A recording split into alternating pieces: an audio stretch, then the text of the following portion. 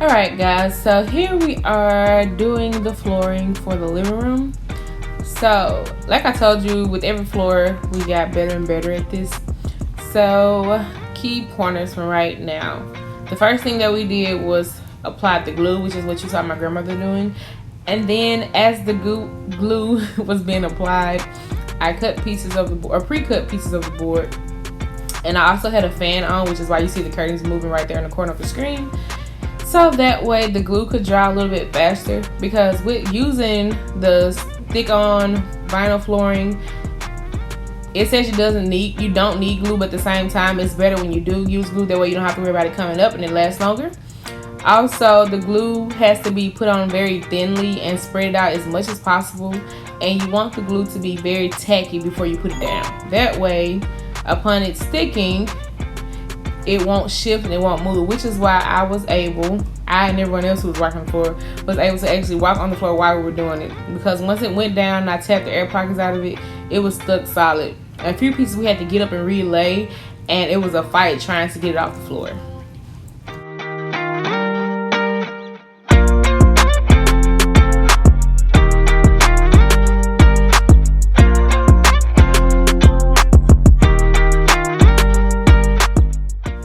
As well, when it comes off to measuring out the sizes that you needed, as you can tell, or have, as I've said in other videos, I have quarter rounding down on my floor, and for the living room, quarter round was already down. So when I went in to measure pieces, the ends that I cut were the ends that I put under the quarter round. They still came off straight. They were smooth. They looked like it was bought that way, but at the same time, I still just wanted to be sure that the cut ends were the pieces that started under the floor. That way, I wouldn't have any hiccups with laying down the flooring. As well, you want to make sure all corners meet and there's no air pockets and there are no gaps in between the planks, and that your lines are straight, because if not, it's going to get very hectic when you get to the end.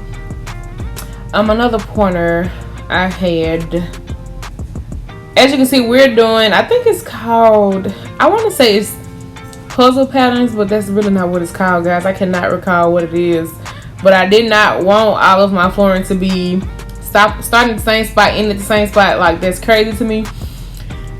And it kind of started off that way in my spare bedroom, but it was fixed at the end. Whoop-de-whoop. But with doing the, we're going to call it puzzle piece, brick layering. That's what I call it, brick layering. We're doing the brick layering pattern. You have to lay a couple pieces at a time, but you want to make sure too that before you lay a long piece on the outside row, you make sure that your beginning row is completely full, or at least longer than the outside row. I really feel like I just confused you, so I'm so sorry. I mean, you can just watch what I'm doing. If not, ask a question. I don't know. Sorry.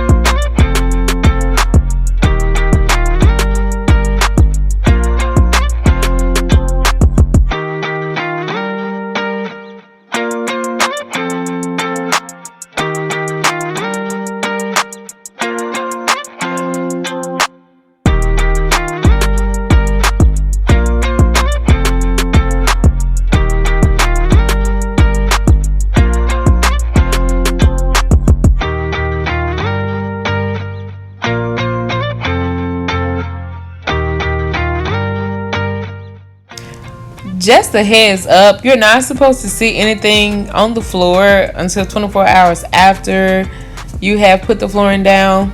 I know they say practice what you preach, but I needed to get this fireplace out of my bedroom because there was a spot in my bedroom that I wanted to redo as well. Everything kind of started being piled up in my bedroom on my flooring, and it was frustrating me because I'm very OCD, so I had to clean that. That's why we moved the fireplace in. Also, because we had the fan going on the glue, and that we let it dry a little bit before we put the flooring down, that floor was adhered the moment it touched down. So